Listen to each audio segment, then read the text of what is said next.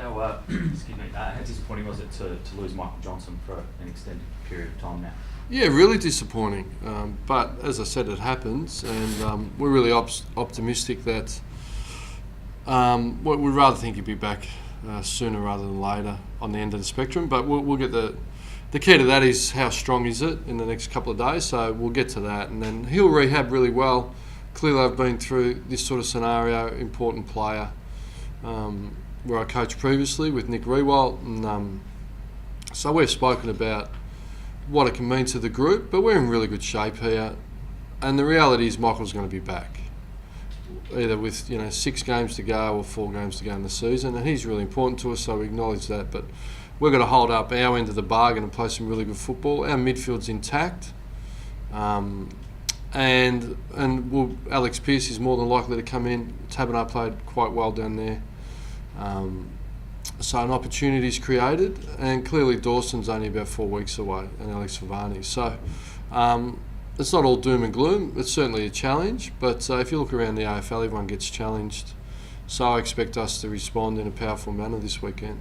The fact Alex hasn't played for a few weeks, is that come into your thinking this week? Or? Well, no, it was a conscious decision to hold him back on the weekend because we knew if we lost one and he got hurt at Peel, we'd be in trouble. So we gave him a really good week on the track, and he gets another one, so he'll be ready to go. Wasn't a bad move in hindsight, was it? No. Do you expect Spur back? Yeah, we do. Yeah, we do. He's part of our leadership group. He's hard, he's tough, really a high-level player. So, yeah, we expect him to come back in. Can you change? Is it an opportunity maybe to change the mix in the forward line, given you've got the opportunity to swing Taberner back at times and perhaps change the 3 tall structures? Is it just a... Yeah, we're still working through that. We can. Taberner can go back. There's no doubt. Main can play a bit more of a tall role. Griffin or Hanneth can come in. So, yeah, they're things we're looking at. Although it tends to be a bit greasy up there, we could go a little bit smaller as well. So we've experienced that. And Crosger, I thought, kicked a couple, certainly did enough to keep his spot. So he's a really strong part of our future. Tommy Sheridan played just pretty hard and tough. So, our youth are really growing. Have you had a chance to look at Gold Coast? You mentioned on Monday you had... Yeah, no, the other coaches have, and they'll deliver that to me today. And then I'll get to watch it tonight and on the plane tomorrow. So they'll pull all the scenarios together. We'll work through that for the next few hours. But really, it's about your own footy, and we get some great lessons out of last week. If you go away from the principles that have made us a good team, you can get hurt pretty quickly. So we aim to respond pretty quickly. Do you write that off as an aberration, or do you just reinforce? Yeah, it's like Scotty's phone going off in a press conference. It's an aberration. Ross, Matthew Pavlich, you've got a bye coming up. Does he need a rest this week, or are you happy for him to head through into the bye? No, look, the last time I looked at my coaching record, we picked the best available, and we need to get a win. Scotty needs to turn his phone on. And so Matthew's keen to play. He trained yesterday, so if Matthew needed a rest, he wouldn't have trained yesterday. So there's a lot made of resting players and that, and there's been a few unique circumstances where clubs have been in position to do that, and clearly when we've been in a good position, we've done it, haven't we? Going into the St Kilda game where we really rested 10. So if that opportunity arises and we're in that position, but we're 9-1, and the whips are cracking and everyone's trying to get a great position, and we see it as the longest road trip, a really difficult challenge, so it's all hands on deck. What did you put his game down to last week? He just had a bit of the fit of the fumbles. Was it just an off night for Matthew Pavlich? I think he had a few mates, didn't he? So for him, I mean, he's such an important player to you, and he stands out probably more than most players on the ground. No, I treat him all the same. I coach him all the same. He's certainly a leader. I just think, was he at his very, very best? No, but a lot of us weren't. So really, our review's complete now. We're on the Gold Coast, and positive people look forward, and I'm trying to be positive. I can be a Grinch. So I've got my positive hat on this week. I'm really excited about Matthew leading us and playing for us again. And I think, how do you view Matthew? What is he or what? champion of the game. Yeah, so I think that says enough, and we can all move on. Ross, just some thoughts on Chris Judd's career now that it's come to an end. Yeah, look, we all sit in the same camp, don't we? I don't know Chris personally. Obviously, been assistant coach against him at Sydney. They were great battles, and by chance I caught the Tuesday night football last night on Foxtel. That last 40 minutes of the grand final 2006. So, just brought back a lot of memories, and I still remember him and Goods going head to head at a qualifying final over at Subiaco, and I think Goodsy had 18 in the first and kicked 2, and I think he had 20 in the second half and kicked 2 or 3. So I mean, they're really vivid. The 2005 grand final, I think he had 9 clearances and 12 possessions in the first quarter. So being tagged, so he's an exceptional player, but he doesn't need me to talk to him. He doesn't need anyone in the AFL. These records there for all to see. Great.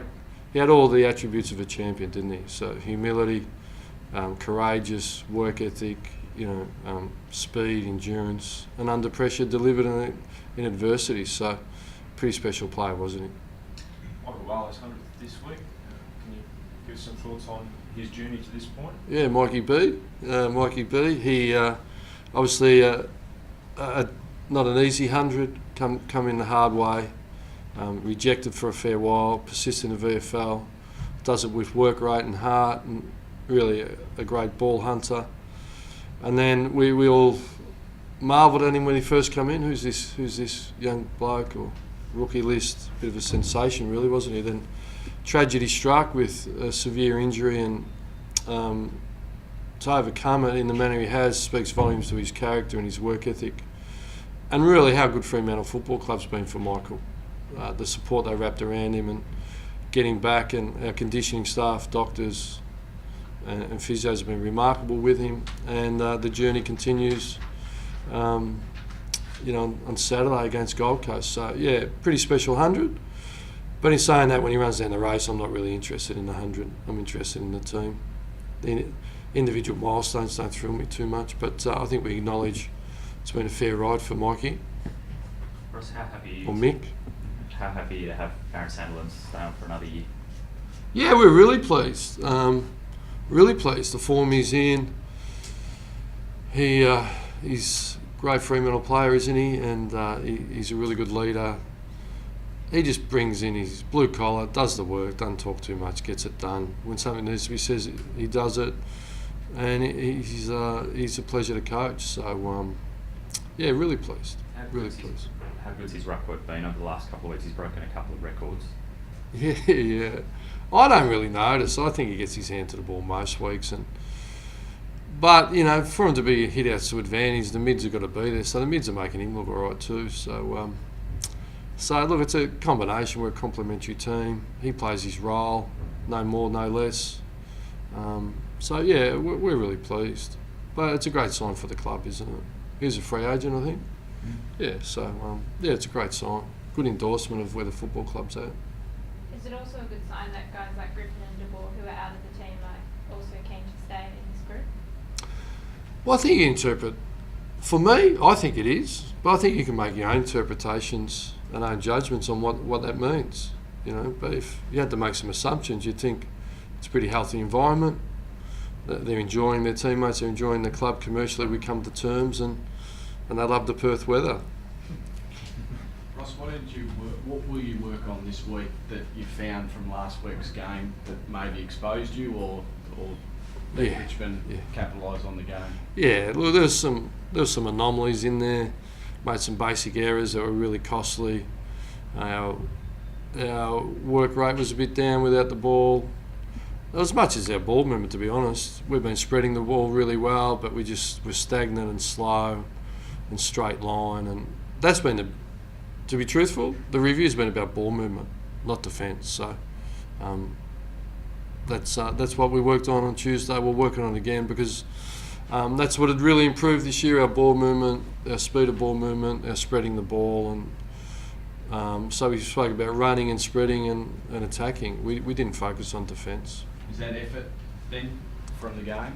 Well, everything's underpinned by effort. Our players gave effort, but you don't have to be in elite sport it's only 1 or 2%. Everything I looked at were just 1 or 2 metres. We couldn't go with them. So is that effort? I don't know. I think in the cycle of AFL football and the marathon, you're going to have moments where teams are better than you. And they were better than us, but for the majority, we've been better than the opposition.